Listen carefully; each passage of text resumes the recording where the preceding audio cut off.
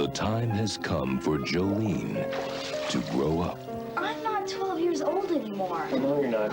She is about to unlock a secret she's too young to understand.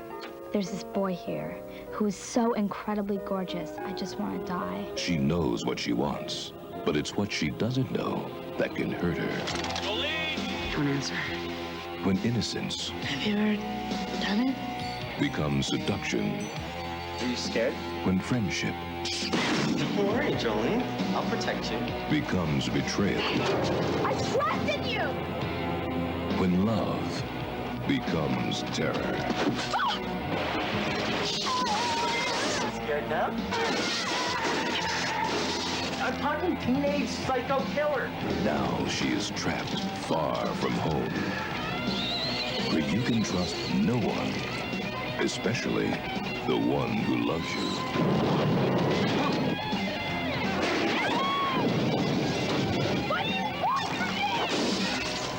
Drew Barrymore, Far From Home. Growing up can be murder.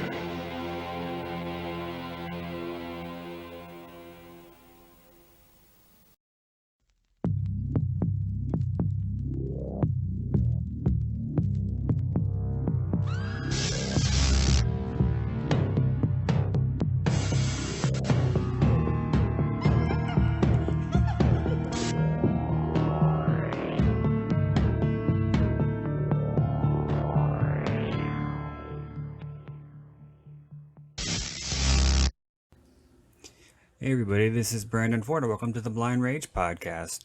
I'm very excited to have Tony the Tiger, aka the Thunder from Down Under, here with me again. G'day, and happy to be here with you. And we are doing a commentary for one of my all-time favorite thrillers, Drew Barrymore and Matt Frewer in Far From Home from 1989. And for the longest time, I thought I was the only one in the world who liked this movie until I discovered that Tony likes it. Yeah, a lot of people don't like it because they think it's too predictable. But Oh, no, it's fine. It's good. I quite liked it. I used to watch it a lot when it was on telly. yeah, I've seen this one a lot. I've seen it a lot.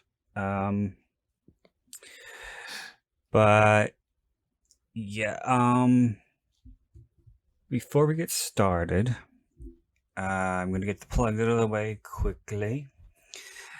So I would like to encourage everyone to please check out my books on Amazon.com or the Amazon app on your smartphone. Typing in Brandon Ford, you'll find several of my titles in paperback and Kindle editions, as well as my author page. If you would like to get notifications about my new releases, you could follow me on Amazon. You could also find my books in audiobook format by going to audible.com or the Audible app, typing in Brandon Ford.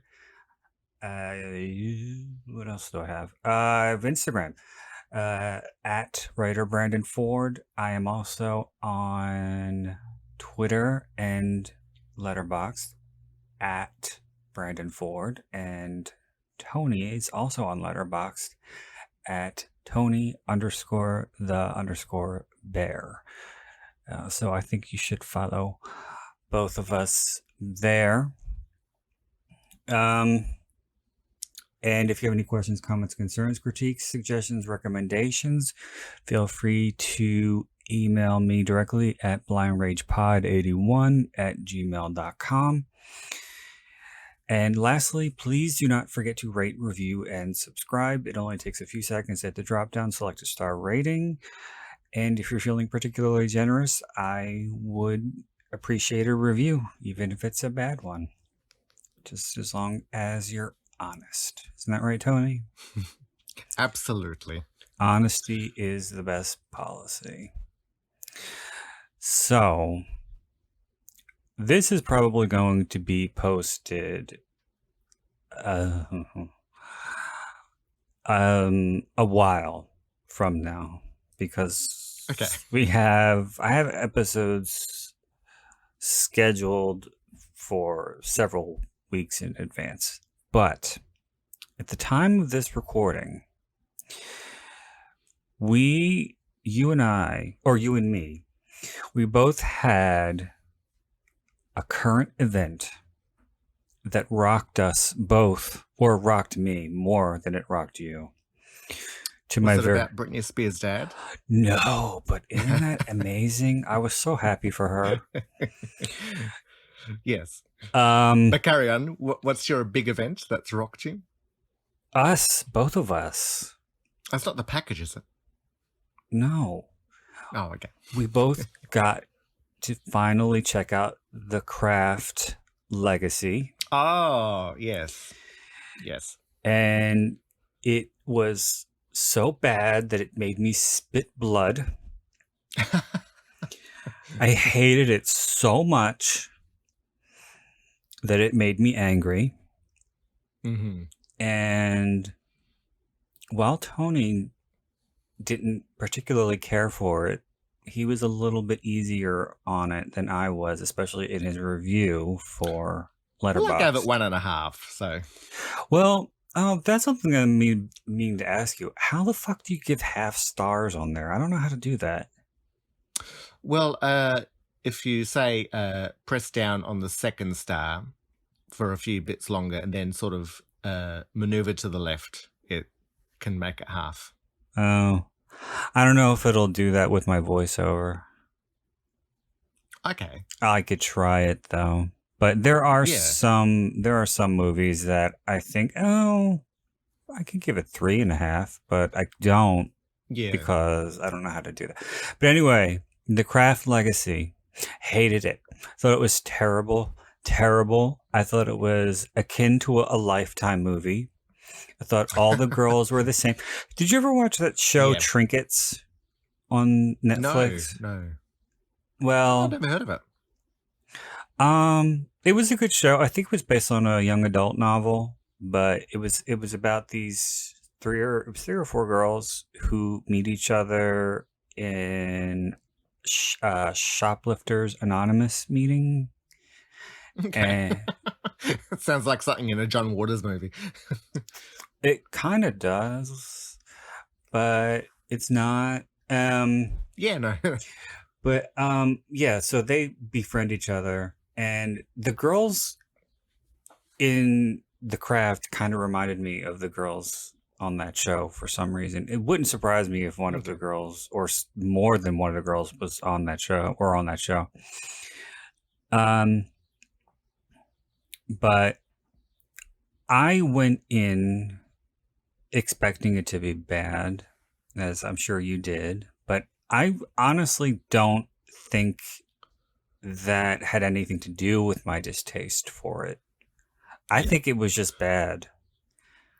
Well, I didn't go in. I was kind of under the expectation that people who really loved the first one would have hated this one. And I can sort of clear my mind and enter it with sort of thinking of the first one. Like, I tried going with a fresh perspective. And I didn't hate it. I just became quite disappointed the more and more it went along. It just... everyone was crying. You know? It wasn't so much the thriller that the first one was. The first one was almost like a female Lord of the Flies, almost like of what happens when you accumulate too much power. Whereas this one, it was just a sisterhood, and there was an outside villain, which could have worked, but it didn't really work for me. Well, the first one definitely showed what power can do when it's in the wrong hands. And I liked that storyline. Yes, me too. And it showed that we have consequences for our actions. There were lessons learned. There was character development. Each girl was different. They all had their own backstory. They were all individuals, and they were not played the same. The actresses were all very, very different. Everyone was just far too woke.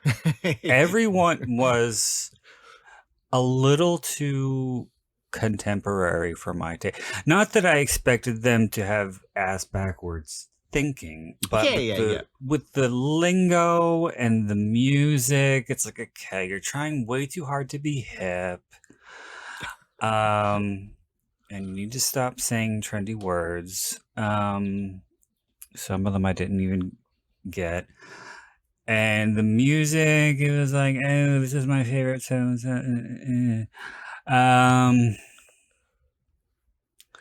And I don't think anybody this day and age, a teenager that is in America, would go by Timmy. I didn't even remember that. Like it was. And there were a lot of references to the original that I think were supposed to be a wink at the audience, that were supposed to make you smile. But every time every time I caught one, I was just like, ugh, rolled my eyes. Another one. It was like the snake at the beginning. Yeah. And I noticed that when in the beginning of the original, when Nev Campbell's character is reading the what was that book? The Book of Shadow. Oh, like Oh, for God's sake. It was like a astrology book. Yeah. And she says, today will bring the arrival of something. Yes. Yeah. And Nancy says, I'm going to get my rag. And then that's what happens in the beginning of Legacy. She gets her period in class. So to me, that felt like a reference to the first one. Which, in honestly, I didn't mind, but like that's how we differ. is I didn't so much mind the winks towards the first one. I just, just ultimately the whole thing just disappointed me. Well, this is just one of the things I didn't like about. And these girls, how old were they supposed to be? Like 16? And this girl didn't know how to take care of herself when she's having her period? Well, that's what I thought, but then I thought it might have been like, because not that I know what it's like, but I assume that you might get a feeling that something's coming along, but then... That's, yes. I believe... But then I wouldn't know, I've heard enough stories of girls with their jumpers around their waist. Yeah. Or their sweaters, sorry. I believe that the cramps come first. And then the flow. Although, again, I don't, like yourself, I don't know from personal experience. Usually Auntie Ruth lets them know when she's coming. Is that what you say down there? Well, it used to be Aunt Before Flo. that, ride the Crimson Tide. Sorry. I'm just cackling myself up. What is wrong with you today? My God. You had way too much coffee. Either that or you're having a nip again. This is a serious matter here. Okay? Yes. For God's sake. No, we used to say, or it used to be Aunt Flo, but that's that's dated. Nobody says that anymore. Antiquated. It's antiquated. When a lot of girls that I used to know, they used to say, my friend. My friend. Yeah. And I knew from the trailer that the "We Are the Weirdos" Mr. line was going to be in the movie, but I didn't know when it was going to happen. And when it did, I just wanted to punch her in the fucking face. Because I hated where they put it. Yeah.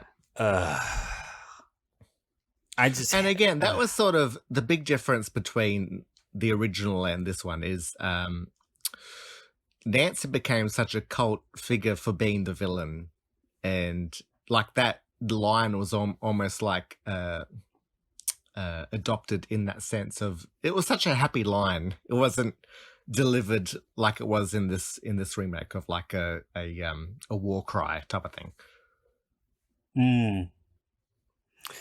Yeah. And Nancy, much like the other girls, was three-dimensional. Yes, she was very flat. I mean, and it's she had her wants and her desires, and she was a victim. And she had her mother had her issues, and she had the stepfather, and they lived in a trailer park. all of the girls were very, very fleshed out. For a 90-minute Yes. movie, Yes. I think Andrew Fleming really did a good job with those girls. Yeah. With this one, it was like it was written in a day. Well, and like just quickly, I was expecting, because there was a transgender girl in there, Mm-hmm. and I was expecting that to come a part of, like in the same way Nev Campbell, she had her surface issue on her back. Right. So Like, you and thought she was wanting to like be beautiful on the outside as well as in. I was kind of like, I was expecting it to take that road. I think I know where you're going, but I don't want to say it because I have a that's all right. feeling that we could offend someone. Shall we And I go into don't- Far From Home, and not the Disney version? Oh, excuse me, but I'm not done here. No, I mean, I think that if done properly, the trans character could have been a very positive role Yes. model for trans girls of these days. But Oh, yeah, absolutely. it wasn't even explored at all. Yeah. Yes. That's what I was sort of getting at. Is that it was a girl. really- Was it a girl who played the trans? Was she born I assume female? not. No.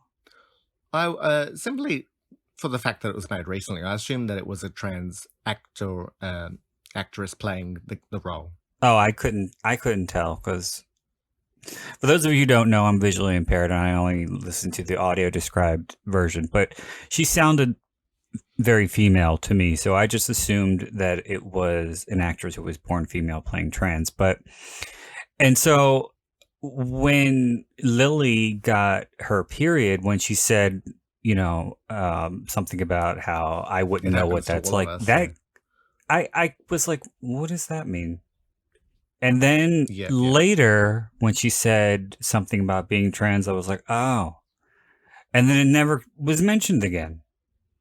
Yeah. It was there simply just to be there. Which it was like the mother's cancer from The Room. Yeah. It just gets brought up once and then, okay. It was introduced and then abandoned. Yes. It was almost like she wasn't even trans anymore. My chair is making noise. Well, she became a bit token. Kind of. Yeah.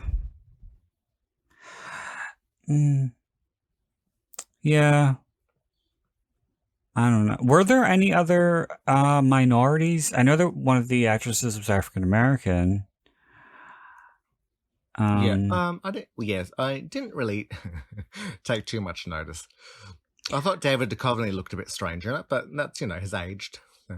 Oh, I don't know. And the actress who played the mother, I believe, was in Monahan? The Strangers Pray at Night. Oh, okay. Which I really, really liked a lot. Okay, but I guess that's my thoughts on the Craft legacy. And I'm really, really, not that it's going to affect me in any way, shape, or form if there is another one, because I'm not going to see it. But I was just going to say, I really hope there isn't another one, because it would be a total waste of celluloid.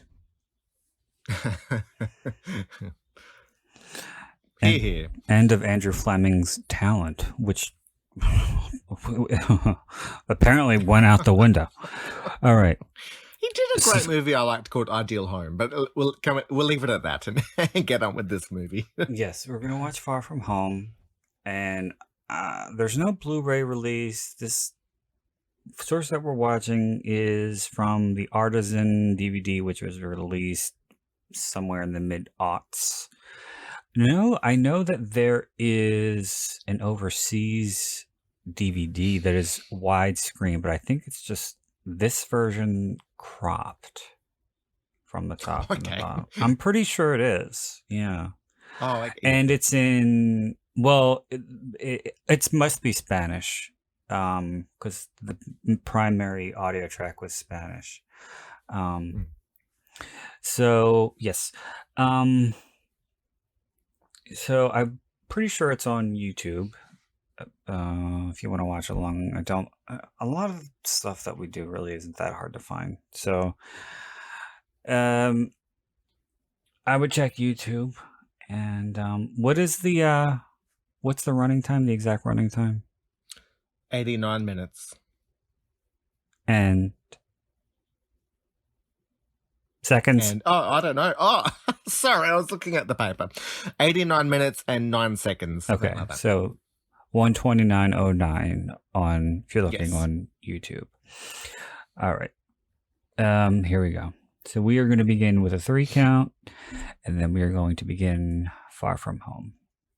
Here we go. 3, 2, 1, play. It has been forever since I've seen this movie. I'm enjoying my opportunity to watch it again. Oh my god, I've seen this movie so many times. I can't even tell you. When I was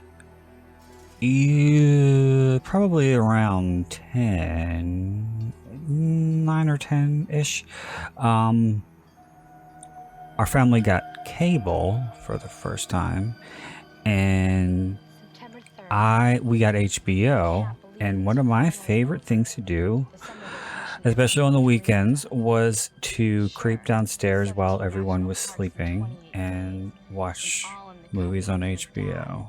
And that's how I discovered this. I discovered a lot of good stuff that they played after 11 or 12. That's where I first saw this. HBO was it ever shown in the TV guide, the stuff, or was it sort of potluck? I don't understand the question.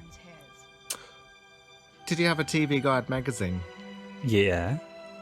And would it tell you what was on HBO? Are you asking, was the HBO schedule listed in TV Guide? Yes. No more sleeping in bags, thank God.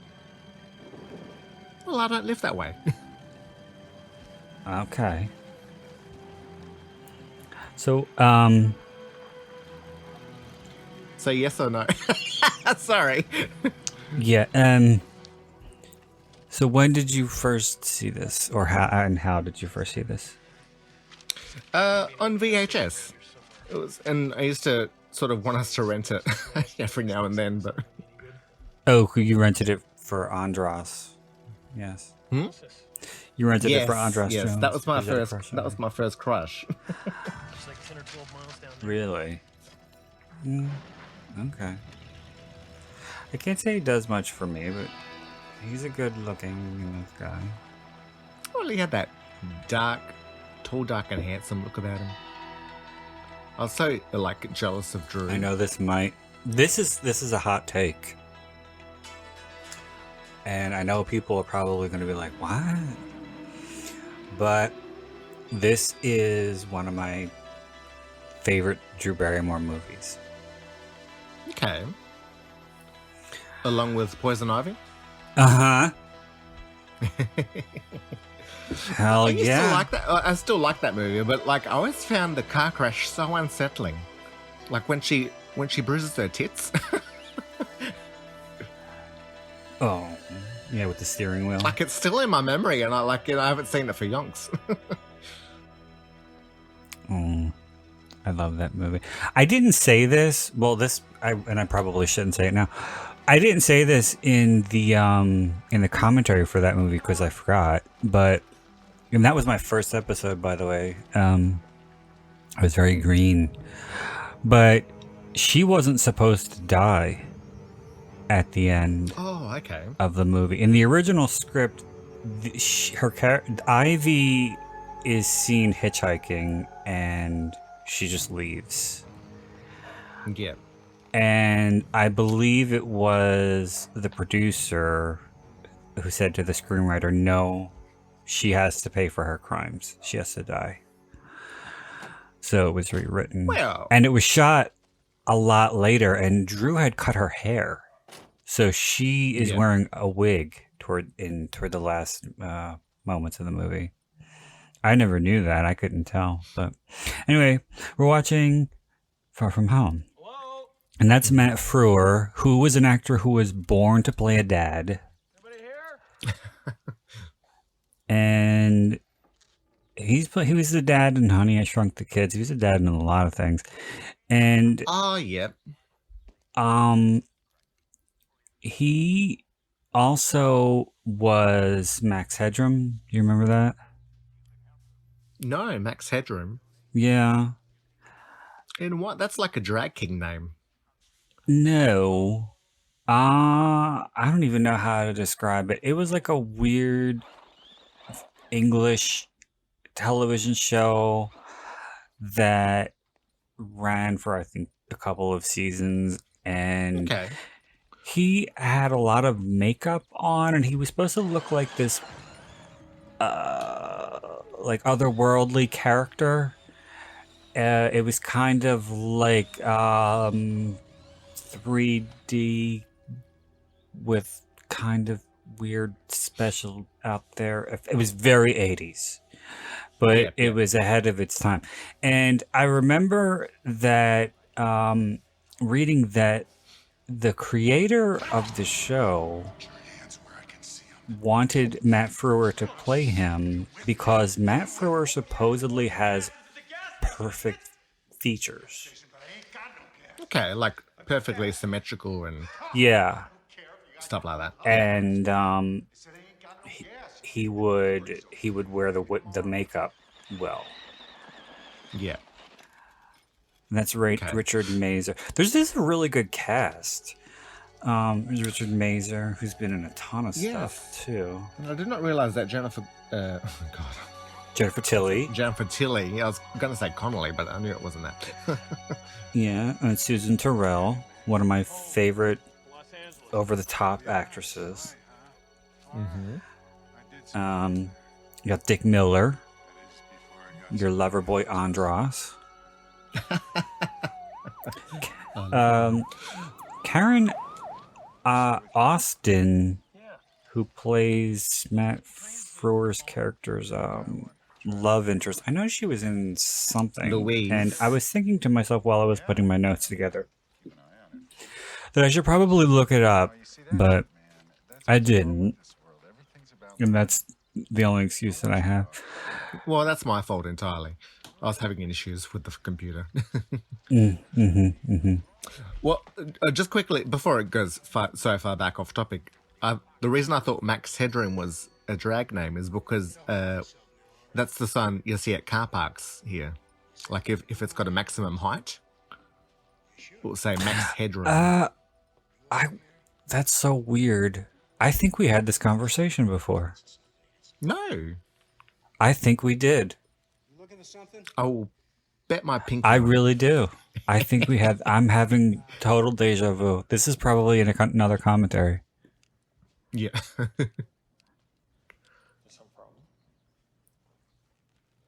There's Dick Miller, who's been in a ton of stuff. A lot of Roger Corman movies. He's also in Gremlins. Oh, okay. I only saw that for the first time a Oh. few weeks ago. My God. Well, because I was watching more the hardcore horrors and I was receiving far less children horrors. Like it took me Well- forever to watch The Witches by Roald Dahl, and that was enjoyable. That is really grisly. I don't like that part. The fact that she's got so many watches on. Yes, the swatches. But yeah, ladies and gentlemen, I want to point out that Tony only saw Elvira, Mistress of the Dark for the first time a few days ago. 2 days ago, yes. And And I've been quoting it ever since.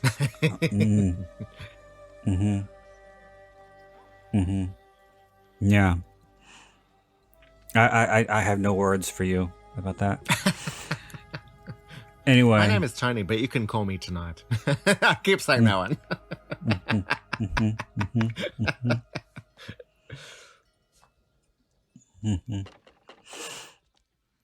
Hello?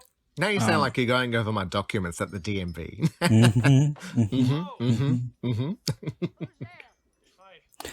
Here's the introduction of Susan Tyrell, who is known for a ton of movies. She was nominated for an Oscar for Fat City, 70s, Oh. and she's in the movie Forbidden Zone.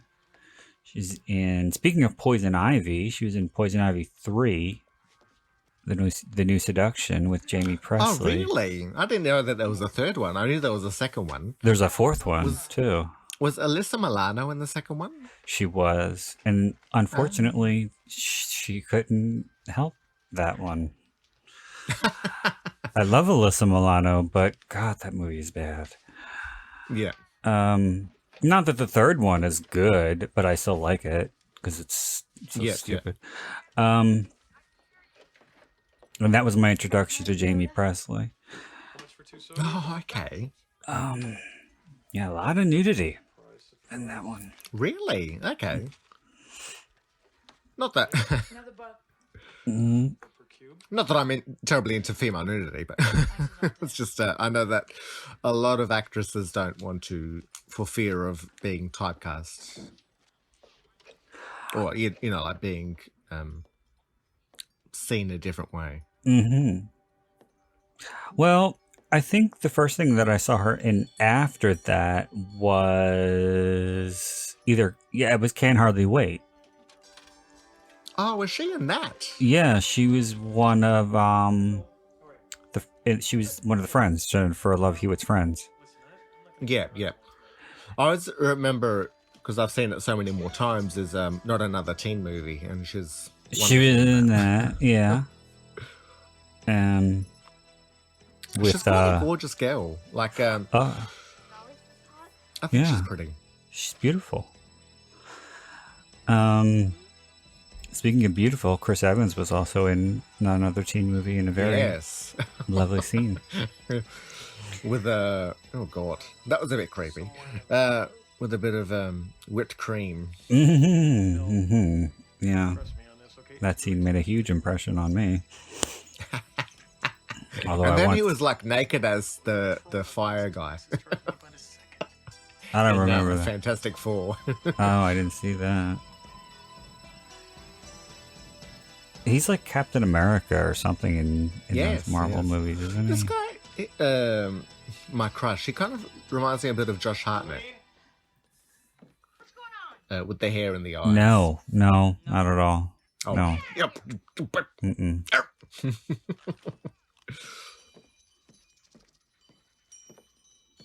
Very angry.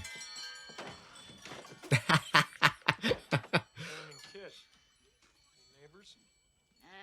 mine. Always threatening to run away. Never does. But yeah, getting hoops. Oh yes. Ain't gonna happen unless your car runs on dirt. She gets her men to jump through them. A couple others stranded here too. Fix them up real nice. Camper. Full view Why of do the kitchen. blondes wear huge hoop earrings? The bigger the hoops, the bigger the hoe. Why do they? So they have a place to rest their ankles. Lord. $50 for this? Oh, come on, it's not that bad. Just right for a night. This is how real live. So Now I'm having visions of someone orgasming and taking off their lobes. Lisa Lobes. Yes, of course. I love Lisa Loeb. I met her. Oh, she speaks very highly of you. Well, she's very, very nice. She's very sweet. And I told her how beautiful she was, and she just about melted. She did. She seemed like genuinely touched. I was like, "Aw." And once named my trivia team after her. We were called the Lisa Loeb Trotters. Stay away from the boy. How old was Drew Barrymore in this movie? I think she really was 14. Yeah, Which is what quite she's comfortable getting nuded up, like down to her bra. Well, she's in a bathing suit. I mean, Well, but that's what a lot of critics at the time didn't like about this movie. They thought that they were exploiting her. yeah. I mean, I tend to feel that she seemed quite comfortable doing it. Like, and what does she say in her autobiography about it? I don't remember. I read that book so long ago. The only thing I remember is I don't think she talks about it very long. It's not okay. I got to talk about this. What's coming up right here? This couple that is fucking in the trailer. I did not know this for the longest time, but the girl, and you're going to see her in a minute, waving her tits around crazy, is Terry Weigel. And a lot of horror fans will know her from Cheerleader Camp. Oh, okay. And she was also in a lot of B movies, including Glitch, Return of the Killer Tomatoes, Savage Beach, Night Visitor with Derek Rydell from Popcorn, Predator 2, Innocent Blood, and so she was on the cover of the 1985 on November 85 issue of Playboy, and then she was a centerfold in 86. So she's not just some random. No. And the guy that she's fucking in the trailer is actually her husband. Oh, okay. Muriel Maglio. Yes. And they got married in 86 and were married until he died in 2015. Oh. And so what happened was in 1990, she got in a car accident and she was in the middle. Playboy used to do a lot of videos of like photo shoots and stuff, and like their girls just, frolicking on the beach and whatever. I always thought it was weird the way he is gyrating, because he's not like thrusting, he's kind of up and down instead of back and forth. Yeah. It's weird. And she is just having the time of her life. It's more like they're on a trampoline, like bouncing up and down as opposed to in and out. Yes, exactly. And she is really throwing them titties around. And there's Anthony Rapp, who looks like he has a severe case of rosacea in this movie. What's your name? Lord. He does. But so Look who's talking. Pink. Terry was in a car accident in August of 1990, and she had some severe injuries to her neck and back, and she had to have 5 surgeries. So Yeah. and this was when she was doing stuff for Playboy, and so she had to distance herself for a while because of she had to recuperate, and so she was out of work for 4 months, and she and her husband had to sell their house, and they moved into a small apartment, and they were hurting for money, and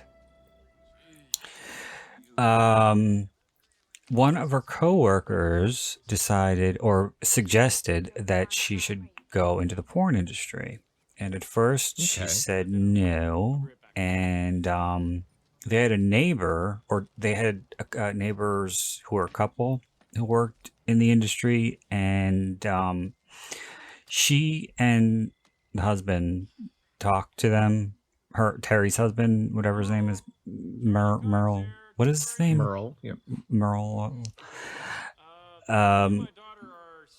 Maglio, very Italian name. And so she decided to get into porn, and her parents disowned her in '92. Wouldn't talk to her. Never talked to her again. You got no money. Where's your mom? What were you gonna say? And her sisters. Listen. Oh no, I mean she was a bit old. Like by that age, I'm sure. Well, yeah, she was in her doing fine 30s. without a Yeah, Yeah. she was in her 30s. And So was Drew emancipated by this age? I think so. Is she- Yeah, Yeah. I'm gonna kick your butt. we're talking about Terry Weigel. I Yeah, keep I know, but saying I just thought it was like a connecting dots. It was good. no. This has nothing to do with Drew. We'll talk about Drew plenty because she's the lead in this movie here. But Terry Weigel was kind of shunned from Playboy because they did not like for their models to be associated in pornography in any way. Really? So they were like, okay, we don't like you anymore, so don't call us.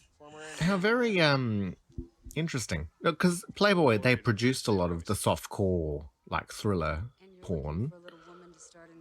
So they're happy with that type of porn, like where it's simulated. It's But not- it's simulated. It's not.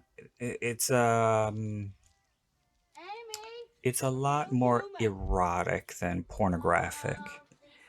Yeah. So it's like the Yeah. difference between Playboy and Hustler. Yes. In Playboy, you don't really see, everything. Yeah. There's Jennifer Tilly, Yes. and it's clear when you look at her here that she had some work done.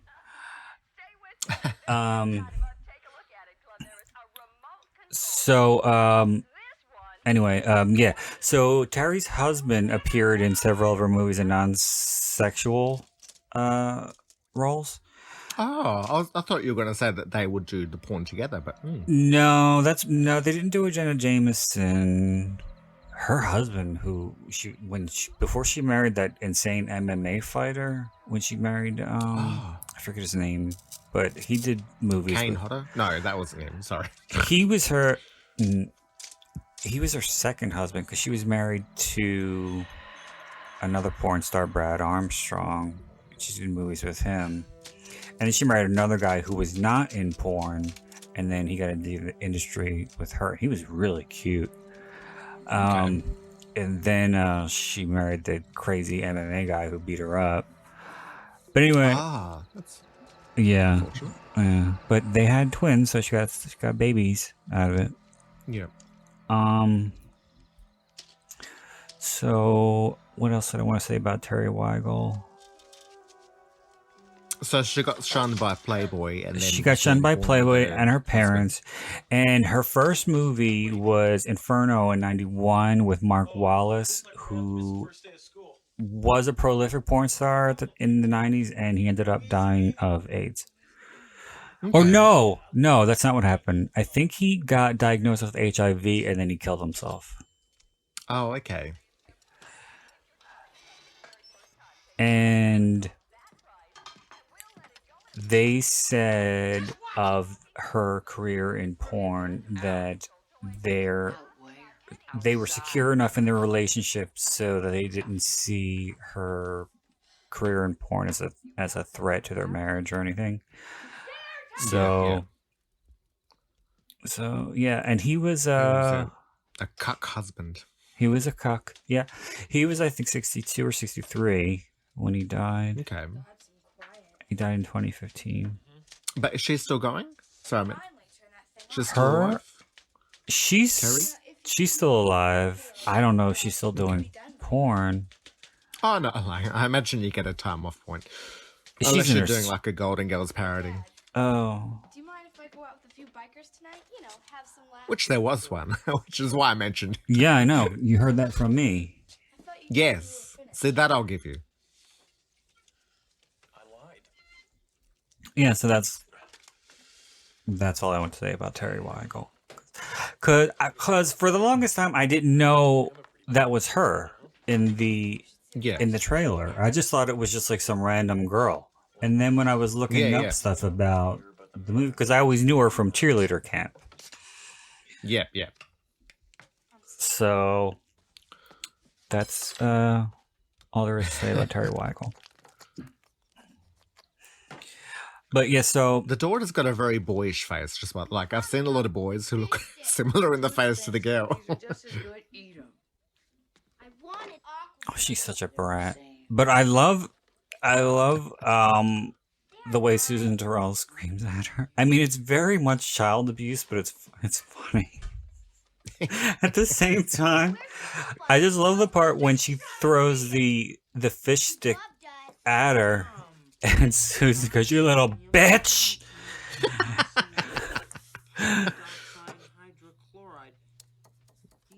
So what has Susan been in? What would I know Susan from? What would you know her from? Oh God, she's been in so many movies. Oh, Crybaby. You would know her from. Oh, okay. Yes. Yeah. Yeah, and she had complications from diabetes, and she had to have, I think, both legs removed. Okay. She's since passed, but it was really nice that because she wasn't really she wasn't very active anymore at that time. Yep. And she had one foot in the grave already. Oh God. Sorry. You're going straight to hell in a handbasket. But she had trouble paying her medical bills, so Johnny Depp put up like this big charity thing for her at the Viper Room. Yeah, so he helped raise money. Wait, it's about to come up right here. Was that before or after River died? Wait. Like I always wondered, like, because that was how I knew Johnny for a fair while, is that he owned the Viper Room where River Phoenix died. Look at this. Are you watching the movie? Yeah, this where child she's sitting down and you know, coming from like me and my cousins, not that we were abused, but like we had strict parents, but like we were cackling over if you remember Alec Baldwin sending his daughter a really vicious voicemail, because like we were spoken that way all the time. By your parents? Yeah, like or like if we were like if we did something naughty or you know, disrespectful would be called little pigs. And no, I never got that. That's nasty. I definitely got yelled at and I got cursed at, but I was never called a pig. I got called bitch face a lot. Well, so you that's a bit I'd rather be called an animal than I got called bitch face, I got called fresh mouth. Is that a noun? I thought It's it was more kind used of in like you've got a fresh mouth, you know, as opposed to you are a fresh mouth. It's a regional thing. I think it's primarily East Coast, because like in other regions of the United States, well, people say if you're being fresh, you're like, you know, you're being inappropriate with somebody. But when my mother always used to say, you're being fresh meant you're being a little brat. Yes, yeah. So if I would like be sassy, she's fresh mouth. Yeah. Well, I think even in the opposite way, like if you're being coy, you're like, oh, fresh. You know, like you're being like suggestive. Yeah. God. I know. I used to be so jealous of movies when they had really full tubs, because I had to like bathed in like half a foot of water. I know. Well, I didn't mind wasn't that bad, but yeah, I definitely wanted a claw-footed tub, like one of those really deep ones, like in Flowers in the Attic, a Oh, movie okay, that you've yes. probably never seen, too. Flowers in the Attic Mm-hmm. with the cookie at the end. Eat the cookie. Yes. Yeah, of course I've seen it. I've read the book. I bought the T-shirt. Did you read the whole series? No. I think I read the next one along. But not the rest of them. When Lifetime remade it, I was surprised. Yeah, they've got a big box of the DVDs at the local supermarket, actually. Oh. Have you seen it? No. There was a week when our free-to-air was showing it as a midday movie, every one of them, but even then I didn't get around to watching it because I didn't have a TV recorder. Are the DVDs cheap? I think it was quite cheap, yeah. Like, let's say for a 6-pack, it was maybe $60. It was like cheap for how much you pay for other stuff. Did you watch it? There's 4 of like them. the Heather Graham ones? Yeah, there's 4. I There's thought 4 there were a of bit them. more, but I could be wrong. No, but they did do other V.C. Andrews adaptations. They did the Castile family, which was Heaven and Dark Angel, and then they did Ruby. I think was the more recent one, which was the posthumous books, which were written by other authors. She only wrote. Oh, okay. She only wrote 7 books before she died, and then because the Castile family series she didn't finish. She just wrote the first 2 books, and then someone took over for her, and then they decided, oh, okay, well, let's just get some ghostwriters to continue making sagas. Well, do they keep the same author name, or do they? Yeah, they're all change the name by V.C. Really? Andrews. Yeah. Did she have like a plan, like the bones written out that people are No. following, or No. are they just entirely made up by new people? Then They're just made up. hell? I never understood it either, but yeah, and there are books that are still coming out today, and she's been dead for 35 Well, years. that's a good idea for a story. Is like a author that's writing from the dead, No, but I was going to say about like through a Ouija board or something. I was going to say about the Lifetime adaptation. I was expecting it to be really bad, but it was a very faithful adaptation. And Of Flowers in the Attic. of Flowers in the Attic. And I thought the kids were going to suck, but they were actually really good. And Yeah. they were the same age that they were in the book. Because the Kathy was 12 and Christopher was 14. But Kathy was like 16, and the Christy Swanson one and the brother was like 18, something like that. Yeah. But the kids were really good. Heather Graham was terrible. Ellen Burstyn was terrible. Believe it or not. When I heard that she was cast, I was like, oh, she's gonna steal the show. It was not. It was not good at all. But That's unfortunate. I think that Louise Fletcher, those are some big shoes to fill, because she was fucking scary. Yeah. She was. Did you end up watching the Ratchet TV show? No. My father likes it. Oh, it's one of the few movies. It's one of the few shows that I have really disliked. And and you know how I've told you I don't really hate things. That one, yes, I really just very much. I will not be watching season 2. Yeah, I never knew that Nurse Ratched was based on a real person. Oh, I didn't know that. Yeah, that's what the series is. It's her story. It's Oh, really? all About yeah about the real Nurse Ratched. oh, okay. Do you want to play some cards or something? So she had no medical experience and just faked her way in. Yeah, thank you. Okay.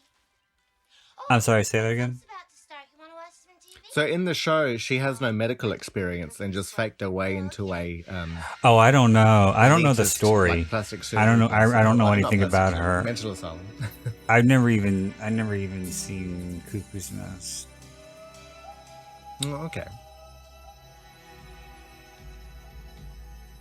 Ooh, was that you? What? Yeah, I was clicking the volume on my Ah, yeah. earbud. I thought you were like nervous with a pen. No. So this is really in Nevada, which is the way you're supposed to say it. You're not supposed to say Nevada. You're supposed to say Nevada, which I don't care for. Well, British can say Nevada. Have you got any gas to sell? But yeah, like I was telling you before, I like these kinds of settings, like these remote Yes. settings, where it's like you're in the middle of nowhere, it's desert. Yeah, and the town has its own character. Yeah. Like for a long time, I liked that movie U-Turn with Sean Penn and J-Lo. Just because I think I liked its location.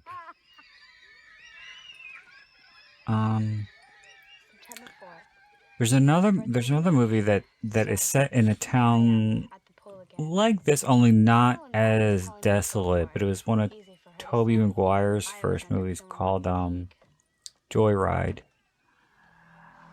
Really? Okay. And what's his name? He's a gay actor. He's like Puerto Rican and black. He was on Party 5. I want him to kiss me, Scott Wolf? but I'm really. Yeah, Scott Wolf is Puerto Rican and black. Yes. What if he's not around him? I No. can't think. What if he's not? He's been in What a else lot has of. he- I don't know. He's not been in Looking. Oh, no, you haven't seen that. I know you like him. Was he in that new... Oh, God. Like what? And I won't be able to tell you the name anyway, so we'll drop it. I can't remember what the hell his name is, but I never thought he was a very good actor. But he is. Oh, and Adam West is in it. Oh, really? Oh, okay. But it's a very small movie. And it's not a great movie, but I always liked it. I think it because of the setting. Come on. Like, and I don't know if it's true or not, because it was from my sister's gossip mags. I kind of stopped liking Tobey Maguire, because he used to apparently be make fun of Charlize Theron when they were in a movie together. Oh, They were in, like, the Cider House Rules. Jim. okay. He made fun of her. And, like, just sort of saying how she, like, came from a non-acting experience, and, like, how he's much better at the craft, and so I just thought it was great revenge that she got an Oscar and a few And where the fuck few is more he? nominations since Where then. is he now? Like, Yeah. fucking, he dropped off the face of the earth. I'm sure I told this story on the podcast before, but this was one of the worst things I've ever heard about anybody ever. But he was on the celebrity poker quite a bit. This is what this is actually what I thought you were going to tell me. But he was on celebrity poker quite a bit, and he's actually pretty good at poker, and he would win a lot. And there was an interview with him where somebody was saying, "Oh, it must feel good to win so much," and because they generally don't play with other celebrities. They play with like Yeah, people who play professionally. And he said, I really don't like winning. I just like ruining other people's lives. Oh, that's a bit cunty. A bit, yeah. So yeah, Tobey Maguire is an evil little man. Yes. And we don't endorse him on the Blind Rage podcast. Wouldn't it be great? Hawaii first. Well, there seem to be a few actors around his time that were kind of similar to him. Like, I kind of put like Elijah Wood in the same boat. Yeah, but Jake Gyllenhaal. I prefer him as a yeah. So everyone else that sort of succeeded past that point, I prefer to him anyway. Are you hot? I always thought it was weird that when she's like fantasizing about where they would go, she says Hawaii first, then Switzerland. It's like one extreme to another. Well, they're about the same size. So we're about to come up on an attempted rape here, and while she has her shirt on, when she gets out of the water and she's lying on her back, her boobs are I don't think you don't see Well, they're nipple, white t-shirt competition, but you know. it's kind of revealing. And Well, wasn't she born without nipples? yeah, she was born without nipples. This is correct. Yes. The things you know. I don't know what. And Jamie Lee Curtis was born a man. Is that true? I heard that rumor. I don't think so. Because she's got a daughter, and I think that if you're born a certain sex, then it's hard to be biologically. Look, see here. I feel that those tits are a bit bigger than her usually is. So maybe she's got No. like a breastplate on. No, she's Yeah, you don't she's see just nipple. no. But she was just very developed at this age. Yeah.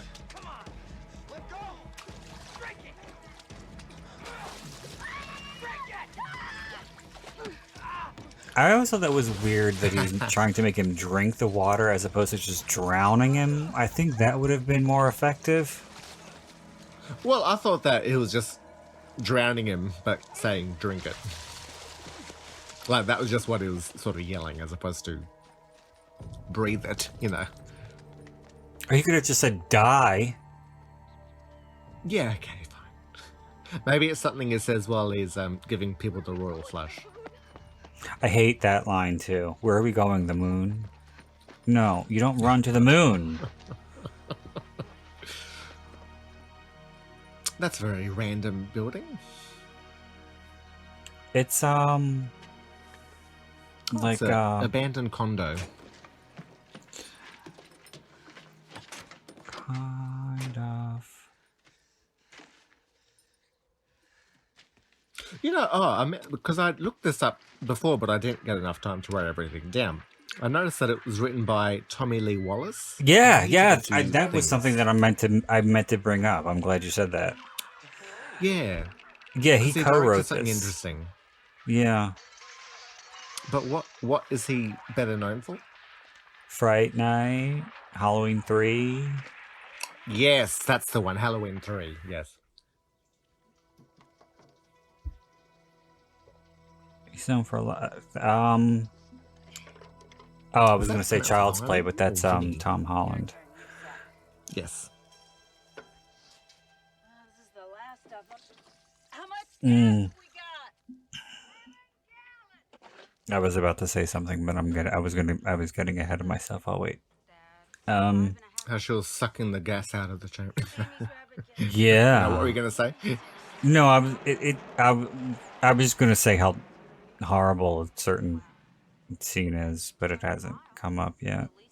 Oh, okay. How far can you get on? This is the second movie that we watched where a character is siphoning gas. We can carpool. We'll Yes. take the rabbit. Isn't that crazy? My Rambler here?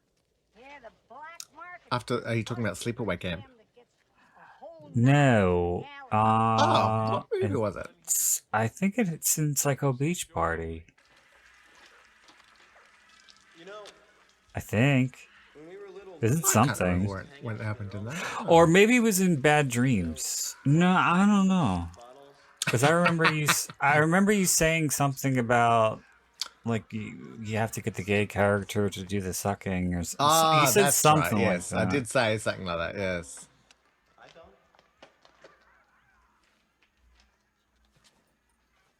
I need to just work because I've got the Season of the Witch song stuck in my head, like the actual song, not the one from the movie. It's neat, huh? Brings us TV. Which is by whom? Ah, no, it was Uncle Peckerhead. That's where they saw from the tank. Yes. Oh, right. Yes.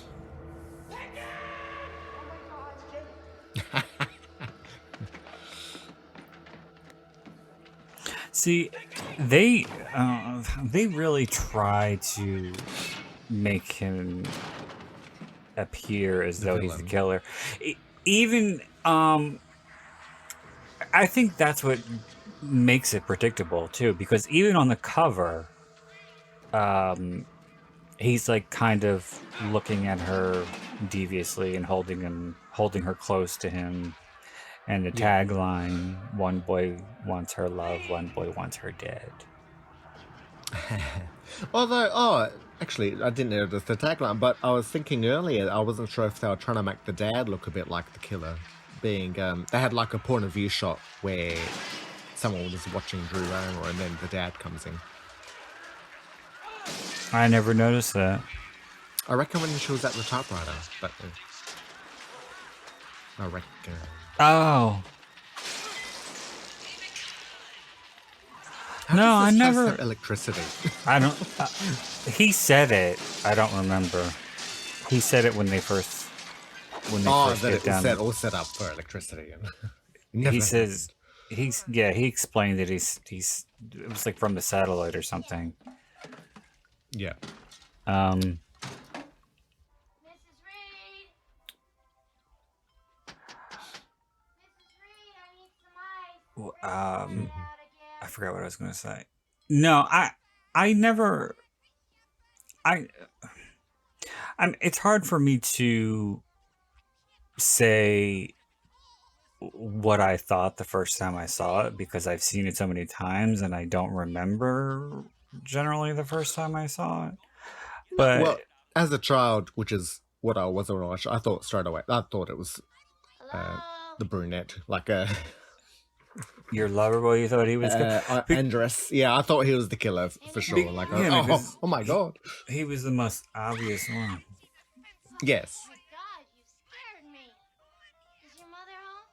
In the bathroom. She's been in the bathroom for like 3 days with the water flooding the house. And this little girl is not at all concerned. Like ignoring the stench of decaying. Well, she's in the tub, so it probably doesn't smell too bad. So it's like death and soap Death and soap, and yes. electricity. I'm surprised that the house the mains didn't stop working. Being like, that would have happened here. Stay down. With the electric shock, the main Yeah, switch you would think. turns off. See him, where is he? There. Look. I don't like this part. This freaks me out. It's okay now.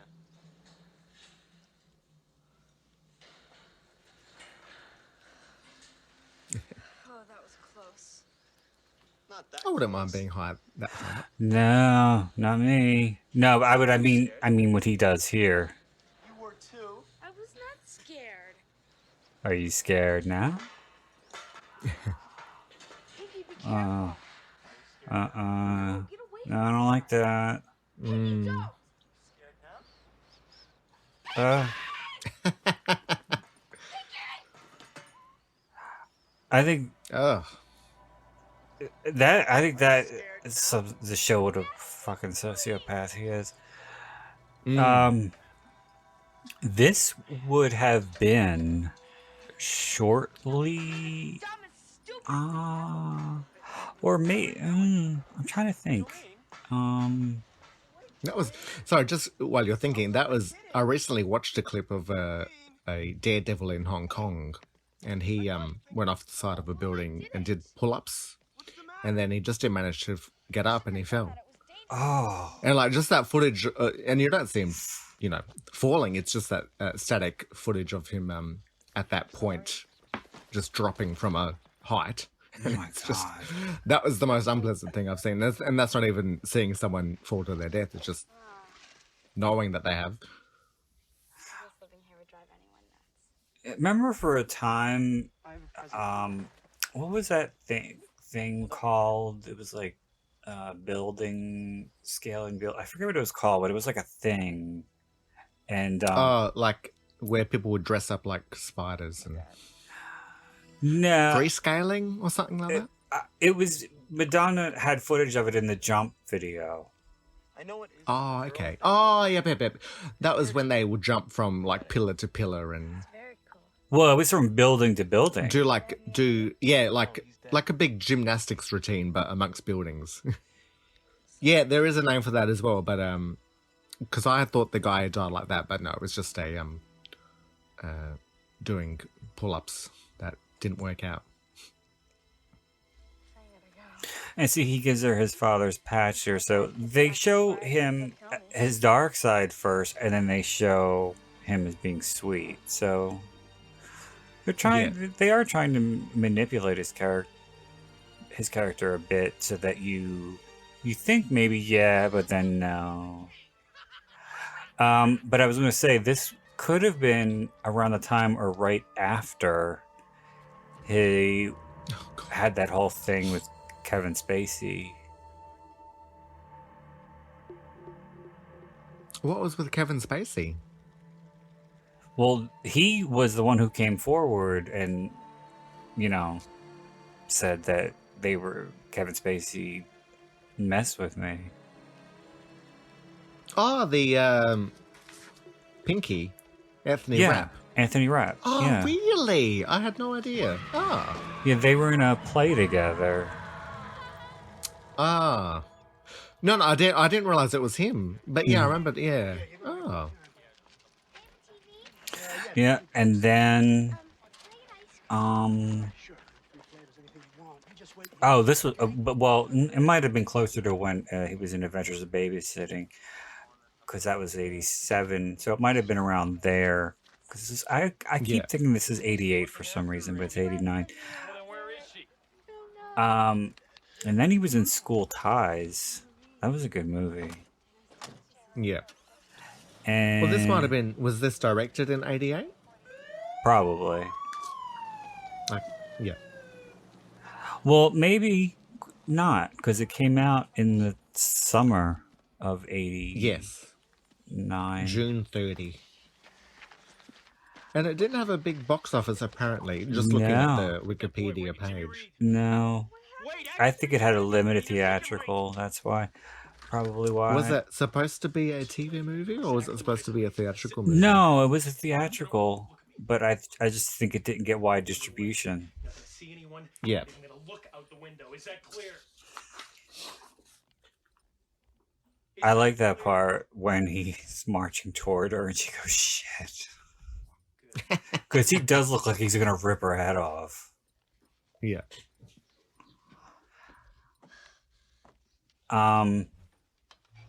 Yeah, but after School Ties, his career kind of dried up a bit, and he was working at Starbucks and then he got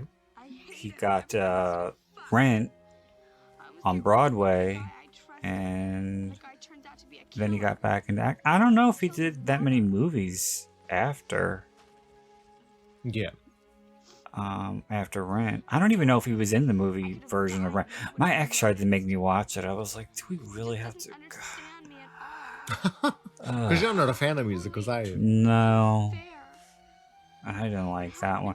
When I was in high school, my drama class, and this was like when Rent was big and it had the original cast. Anthony Rapp was probably in it. But yeah, my drama class took a trip up to New York to go see it. Yeah. And I didn't go. I remember my drama teacher saying, "How come you didn't get tickets to see Rent?" I was like, "Because I don't want to see." We did another trip it wasn't a trip because it was in the city, but in 9th grade, we went to see Miss Saigon. Okay. I mean, sorry, was Miss Saigon, because I know the name, but is it a musical or is it a straight... It's a musical. But, so that's what I was going to... What if you didn't want to be an actor that does musicals? Do they give you options for other stuff to watch?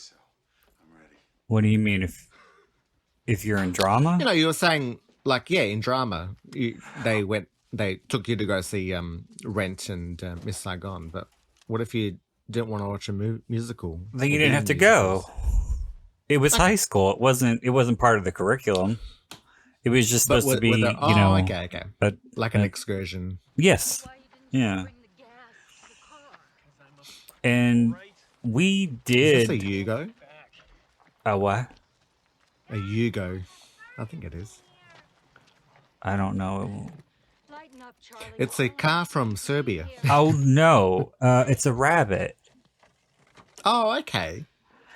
Isn't that a dildo? It is, but we did a lot of. Well, not many. We did musical numbers in stage productions in class. Nobody could sing. Oh God, yeah, I was in 2 shows a year from. Okay. All what 4 were years. you in? Well, they weren't. This is the thing. We had. It was. I went to a performing arts high school, and we had drama, we had dance, we had vocal, we had orchestra, but it was, from what I heard, incredibly difficult to get all of the classes to collaborate on one project. Okay. So what they would do is, for the Christmas show, we have the Christmas show and the spring show every year, and basically, drama would have like maybe 3, 4 things, and we would like do a number from a play or a musical or monologues. I remember I did a monologue from P.T. Barnum. There's a Sucker Born Every Minute. I did that monologue. We did a scene from The Wiz. I was the Scarecrow. I was Michael Jackson.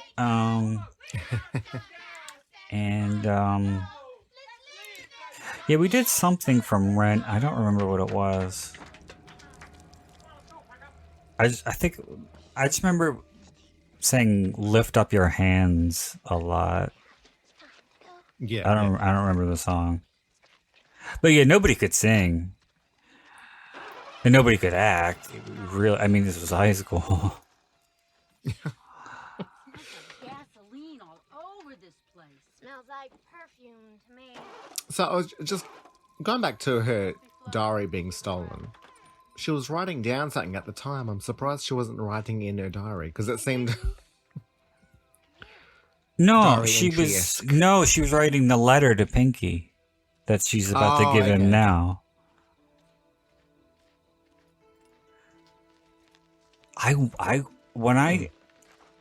When I used to watch this all the time, I always wanted a journal like that. A nice leather-bound one. Do you know, do you get to see Pinky, like, topless in this? No.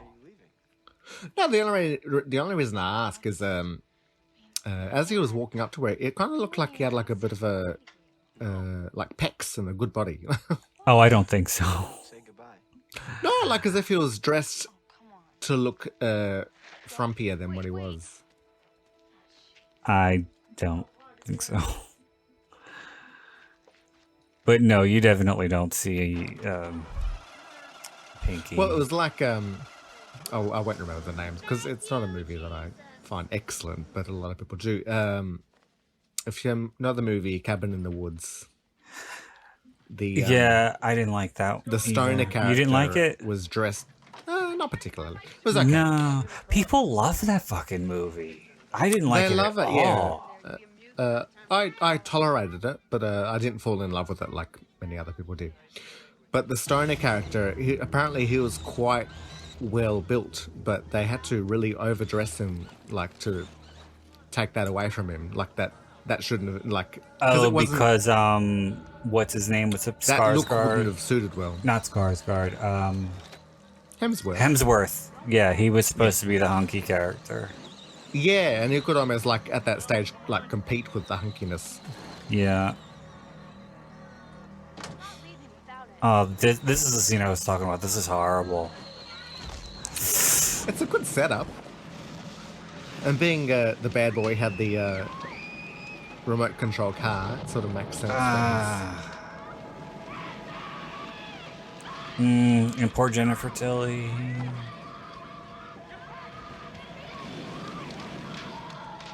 She comes back as Tiffany. She does.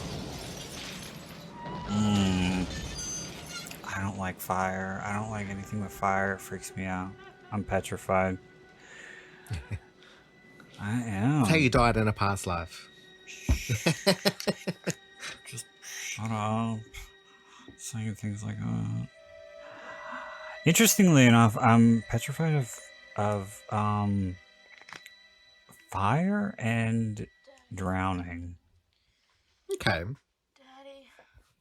But from what I hear, drowning is actually pleasant.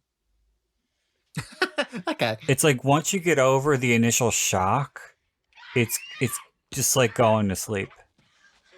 Yeah. Well, drowning always reminds me of like my grandmother. She didn't drown, but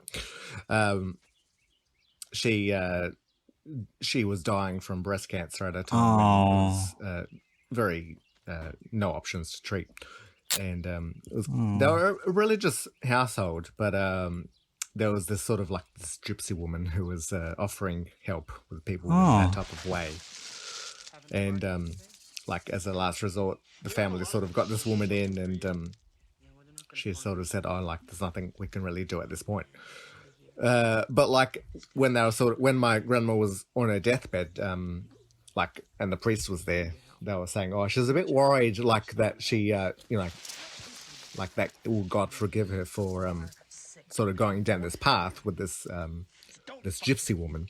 And the priest made mention. It sort of translates to like God understands that when you're drowning, you'll even start reaching for the bubbles to save yourself.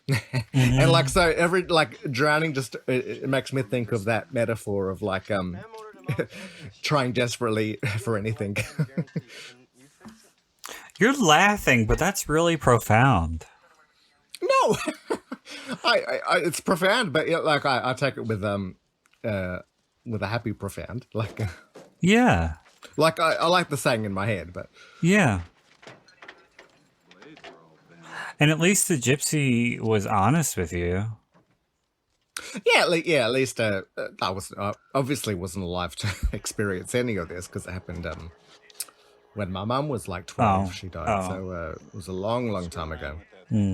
That's what I mean when I say like they didn't have any like now breast cancer's relatively treatable, whereas back in those days it was a death sentence. Well, the thing is to catch it in time.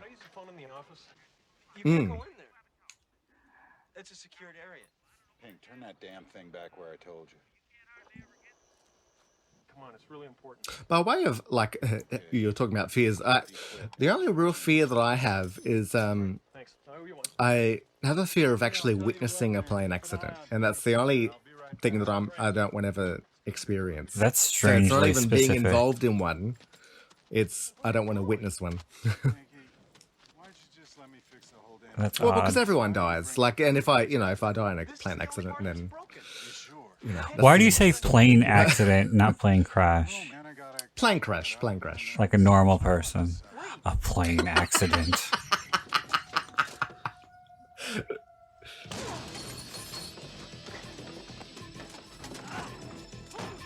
See, again, the show, whatever the fuck his name is, Andras Jones' character is being sus. He's got a bit of a shit name. Andras? Yeah, I don't know what the hell kind of name I don't that like is. the name. No. If it was Andre, I'd be happy with that, but Andras is like...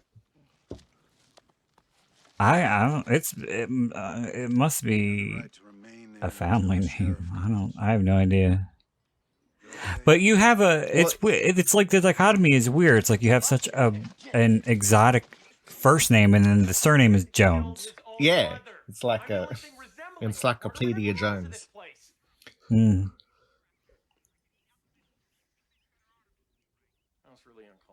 Yeah, it should be like Andras Peugeot. Mm-hmm. It might be. Or Renault. That's fine with me. No, that's fine Or with Citroen. me. I'm gonna write the piece anyway.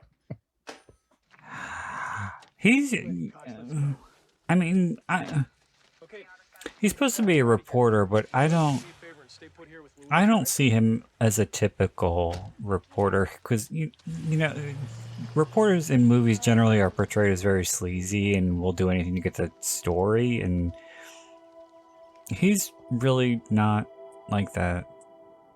Yeah. It's almost like a uni magazine reporter. Or something. Like where it's just someone who writes up as opposed to traces an article. Yeah, well, he sees a story here now. She was an asshole, like you. Or what he thinks is the story. What about Farrell Hovis? Were they assholes too? I didn't kill nobody, okay? He also didn't pass English. I didn't kill nobody. So he did kill someone. I always thought... It's like that Pink Floyd song. Pink Floyd? Well, I don't know Pink Floyd. We don't need no education. Oh, right. I remember when I was like 13 or 14, the girl who I told you her brother was into all that metal, heavy stuff, music, and she's the one who had the magazine with the dead milkman in it. Oh, was that the one who had seen Showgirls? Who was being what? Who had watched Showgirls when you wanted to watch it? No. What? Oh, sorry. Carry on. I don't even know what the hell. No, but her brother was into all that stuff, and he liked Pink Floyd, and he got her to watch The Wall, and she found it to be this transcendent experience, and she tried to make me watch it, and I was like, what in the fuck is this? And why are you making me watch it? So was it a watching experience? Yeah. The movie.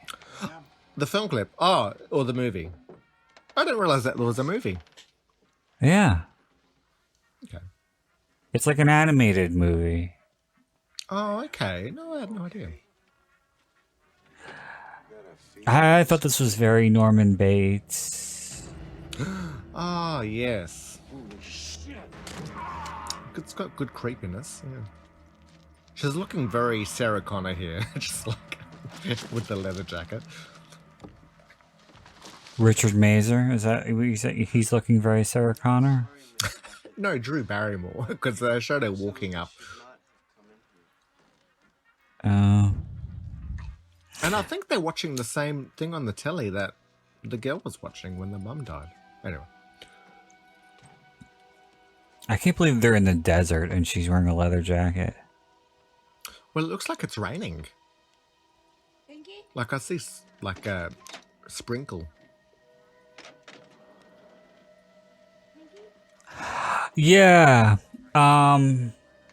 They get like as this progresses, they get like this weird kind of like windstorm What are they in? Oh no, that's Kansas way. But like, I know the deserts. You get like really cold nights. Yeah. You want to go up to the hill? I shouldn't. Come on. The adventure continues. I watched her last night in The Wedding Singer, which Ugh. I know you're not in a good, but out of the few Adam Sandler movies, that one I can tolerate. And there's another one I can tolerate that a lot of people hate called Punch Drunk Love. Ugh.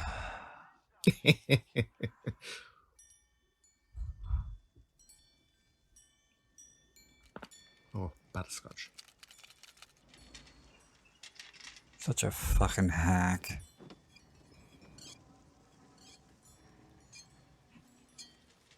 What you say? I said he's such a hack. Oh, I thought you were calling me one.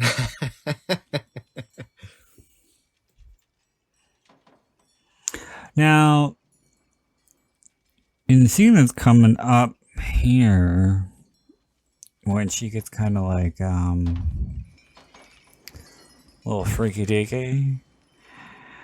She gets her mullet in a mist. No, she gets all, she thinks it's sexy time with Pinky. Yeah, and you like, if there's like I thought you were talking about this woman. This is someone else. No, I'm talking about Drew. Yeah. Yeah, and there's like close up of her eyes, and she's like, "Have you ever done it?" Yeah. Well, you can do a fair bit with a pinky. Uh-huh. And then she tries to French him, and he says, "Gross."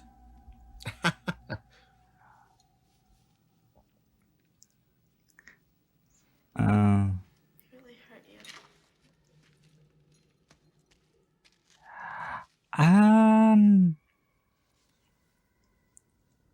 Like, he's a bit here and there. Like, he's a very unstable character. Yeah.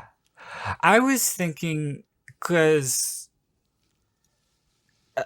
of this scene that's about to come up, that his mother, it's possible his mother might have molested him. Oh, okay. And maybe, because I don't think it's ever said how she died. So maybe she was molesting him and he killed her. Yeah.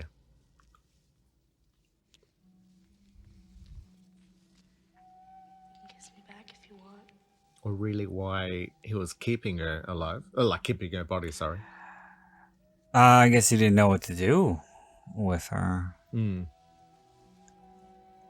I mean, he wasn't really an organized killer, per se. I mean, he killed Haven't you ever kissed anyone before? for a convenience sake. Yeah. Like, because Susan Tyrell's character was going to evict him, so he killed her, and like he needed to get something from the shop or something, wasn't it? Yeah, so but you never see him with a gun. That's the thing. I don't think you do. But yeah, the store clerk was shot in the head, but I don't think you ever see him with a gun. Yeah. You see him with like an army knife. That's Yeah. what he threatens her with. Well, it could have been the store clerk's gun. Maybe. Girl.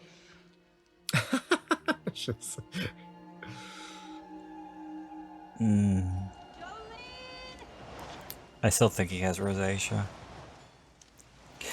You can, and when you look at his complexion here in comparison to his other movies, his skin is more consistent in tone. Yeah, it's like he's got this less big albino. Yes.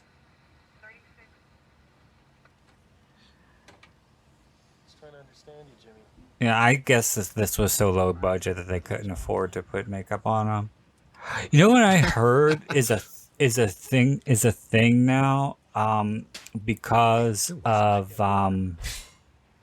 HD and 4K and all that stuff.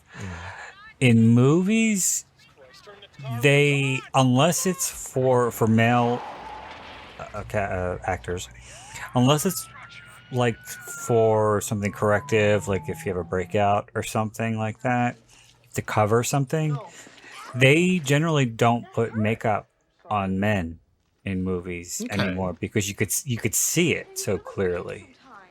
Yeah. There won't be any more. I've just had a lot on my mind lately.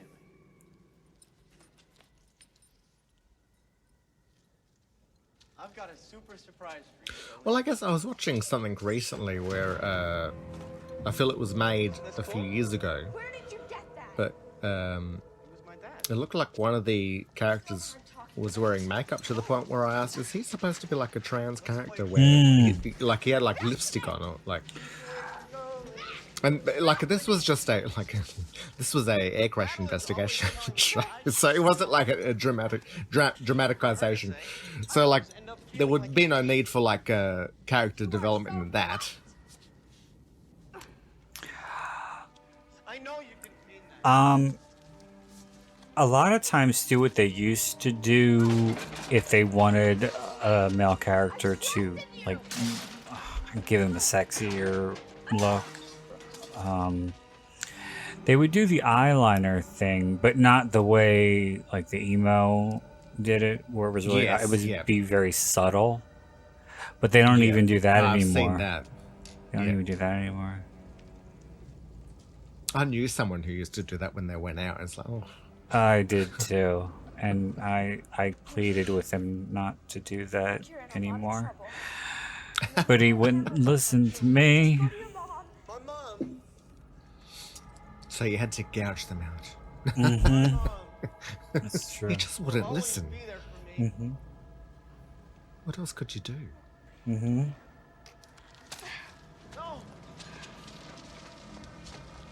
The fuck was that? Oh, was that me? I apologize.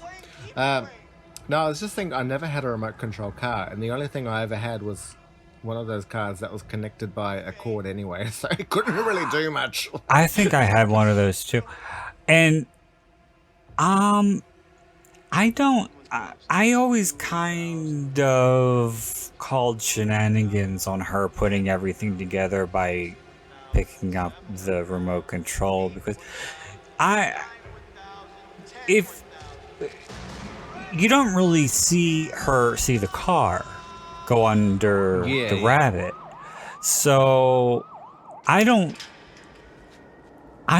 really think that, because it's not really, nobody really says that the explosion was intentional or that somebody did it. It's like there's no like who could have done this, or like, what, I saw a car it's coming just up to the car. it looks to me that it is perceived by everyone as an accident. Yeah.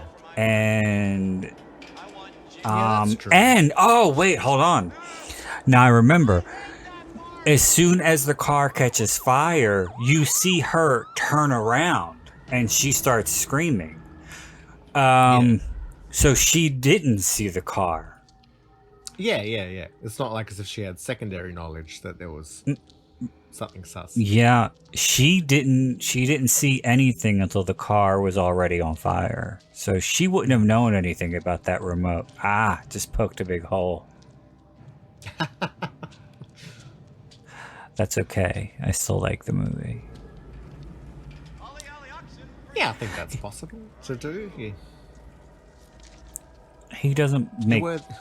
You were the scarecrow, so... I was. Leave the brain at the door. I did. I do. You know, they don't want you if you're smart. They just want you if you're naked.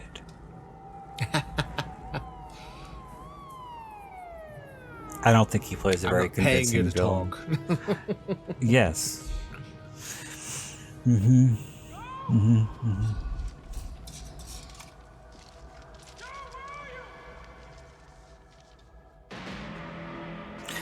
Have you ever seen? Not windy anymore where he is. This is well, it's not that random because you just made me think of it when you said I'm not paying you to talk. But you know, Charlie Sheen always said that's about prostitutes. You don't pay them for sex. You pay them to leave. You never heard that? No. But yeah, he was always known for prostitutes. He was like, you know, one of the main people. And for having a big schlong. Charlie Sheen, I don't know, but one of his exes did like a mold of his penis and sold it as a dildo, I thought. I didn't hear that. But you can see it because there is a gay sex tape. Okay. And yeah, it's like he was doing meth. They were doing meth. And then meth turned into other things. Could do the commentary for that. Could have. I never saw it, but he never really did anything for me. Yeah. I had no interest. No, and me neither. It didn't seem that time. Well, not that I know from personal experience, but meth makes you super crazy horny. Yeah. So I don't know if he was gay or if he was or bisexual or if he was so The meth was spun. taking advantage of a situation. Yes. But I don't know, but he must have been really messed up. That could be the catchphrase. Meth sees no gender. Yeah. He must have been on a lot of meth because supposedly in this video he bottoms. And oh, okay. Well, apparently, like a girlfriend at work told me that gays can take ecstasy better because they can shove it up their ass, and like there's lots of nerve endings that make it like a much pleasurable experience. Well, that's pill. That's with a lot of drugs. It gets well, like people have do cocaine that like way. Suppositories, you know, like. It's called boofing. Oh, okay. Yeah, and it's like you generally have to have somebody do it for you, and they like blow it through a straw. I wish I was. I was in a competition where you write like bare erotica, and then you have to read it out. And it was my first one I did in like first person narrative because I was a bit uncomfortable writing it because I was a bit shy. But I did one that was obviously not me, like by way of what the character was doing. But like there was a bit where the other guy says, "Oh, dip your dick in the cocaine." I heard someone in the room audibly gasp like out of like, "Oh." Oh. Well, aren't you a dirty bird? Not the neighbors that I have now, who really aren't any better, but I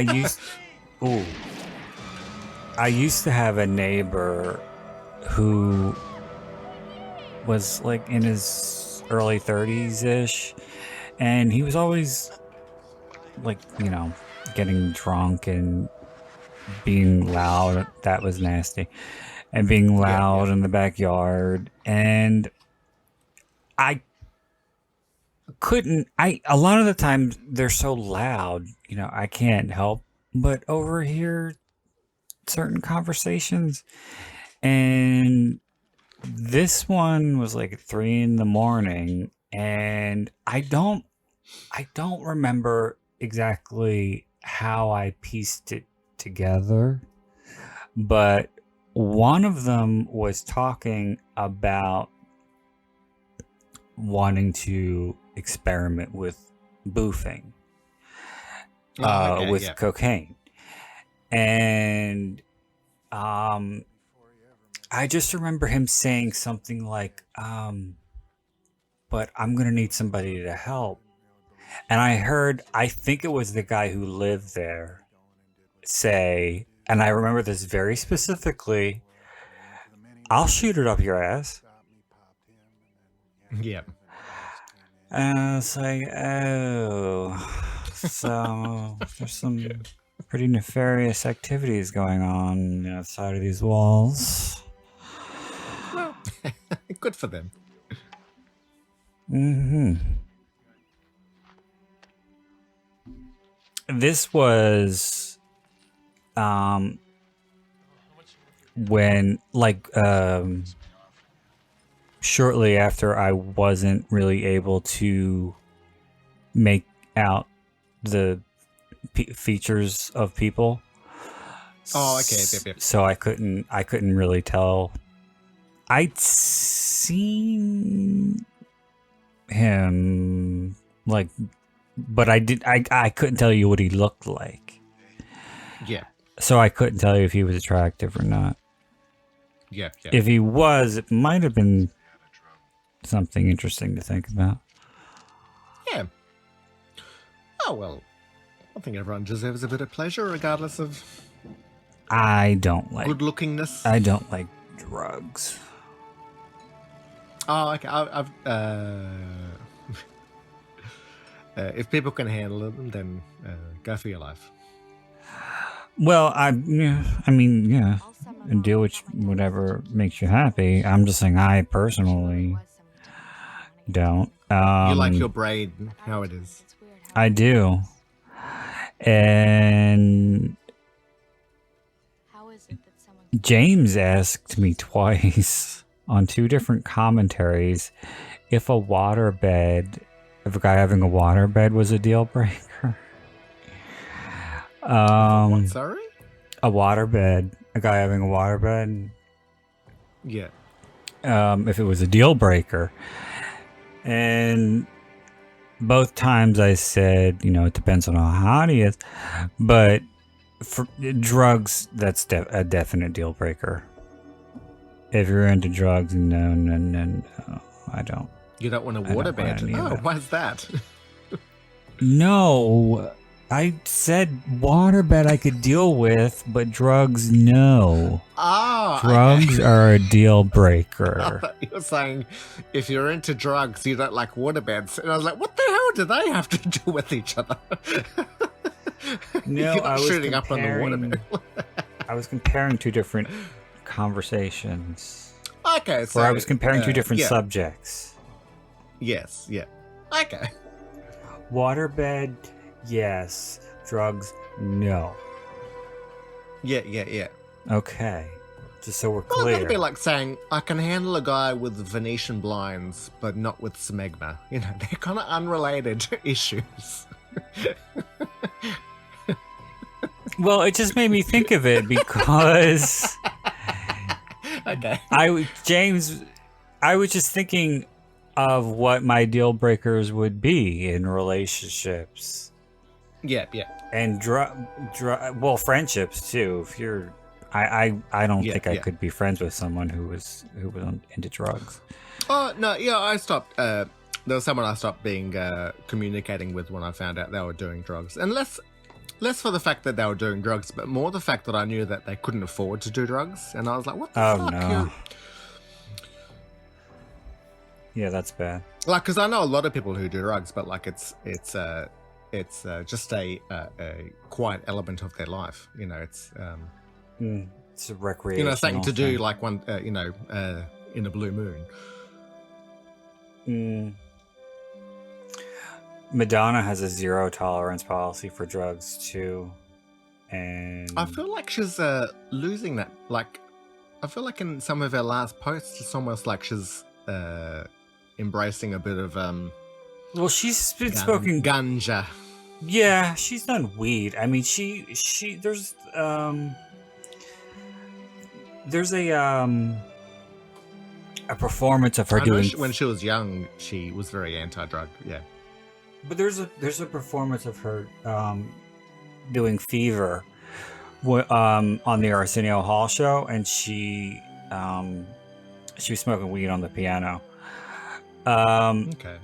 But yeah, I think she's fine with weed, but her brother was a occasional cocaine user, and she had no tolerance for that. She didn't want to be around them at all. And he wrote in his book, to her, either you do drugs or you don't. There's no in between. And if you do, then she won't associate with you. Yeah. Okay. Suppose so the more like I my view on drugs is I see a very distinct difference between stuff you can grow and stuff that is chemically created. yeah. And I have very little problem with the chemical stuff. I know a lot of people who do mushrooms and marijuana, whereas the chemical stuff is sort of when it's starting to cross a line. Like, if you can handle it, then good for you. But if it's like that scene in Midsummer when they were all doing the mushrooms, I'd be like, "Fuck that!" And and she did it just to appease fucking dickhead Christian. I wouldn't be like, "Okay, you fucking do whatever you want. I'm gonna be over here reading a book." Because we established already, I'm not a joiner, and I'm especially not a joiner when it comes to psychedelics. Thank you, I'm good. But so that was Far From Home, and this was your first time seeing it in how long? Like, I'd say decades. It's funny when you can start defining things in decades. I know.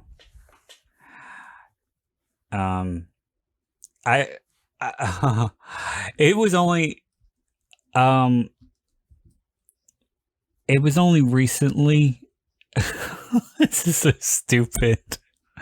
But the scene in it's in the very beginning of Candyman, when the original or the remake? The original one with Virginia Madsen, and when she walks into the class, because they were interviewing the younger students about urban legends and stuff, and she walks in right when Casey Levin's character Bernadette was interviewing this guy, and like she was kind of flirty with him, and Virginia Madsen says it's like they're getting younger every day, and I never really kind of grasped what she meant. Like, I mean, I knew what she meant, but I didn't really know what she meant. You know what I mean? Okay. Yeah. It's like I didn't really, feel it.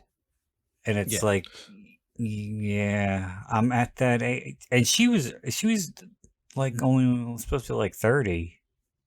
I think she might have even been younger than that, because they were grad students. So she might have been like supposed to be late 20s. Anyway, you got me fantasizing about Tony Todd now. So. Oh, really? Well, he was in a French movie, and he was like had a few good scenes in that. Nude scenes? I don't think, like, there was skin, but I can't remember if it was full nude or anything. But yeah, it was very sensual. But anyway, that was a lovely. I enjoyed watching Drew Barrymore's Far From Home. Thank you again. All right. So now you're going to leave everybody hanging about Candyman doing gay porn. I mean, this is a bunch of bullshit. It wasn't that gay porn. It was like this. I reckon it was, because it was a long time. I reckon it was this very petite French woman, and it was a lovely contrast of of witnessing. So you like a little salt and pepper. Well, I do like a bit of that, yes. Okay. No, I didn't know he did any French movies. I'll have to look it up and let you know. And he spoke French in it? Or was it just he set was like in... an American. Yeah, He was an American in France, having an illicit affair with an French American woman. stallion in France. Okay, so we're gonna wrap this one up and put a big, fat, juicy bow on it. Because that's what we do. So I want to say thank you for joining me. This was a lot of fun. Thank you for having me. And do you have any final thoughts on the movie? The nipples are the eyes of the chest. Why do I keep inviting you back? So yeah, okay. Having said that, I'm going to thank everybody for listening to our nonsense. We really didn't talk that much about the movie. At least it wasn't, as bad as Allison's Birth. We spoke more about the craft. We spoke more about the craft, but at least it wasn't as bad as Allison's birthday, where we spoke about pretty much everything under the sun except for Allison's birthday. Well, we spoke about it now, so... Yes. Okay. All right. So, yes. So we are going to wrap it up, and I want to say thank you again. And until next time, this is Brandon Ford wishing you all unpleasant dreams.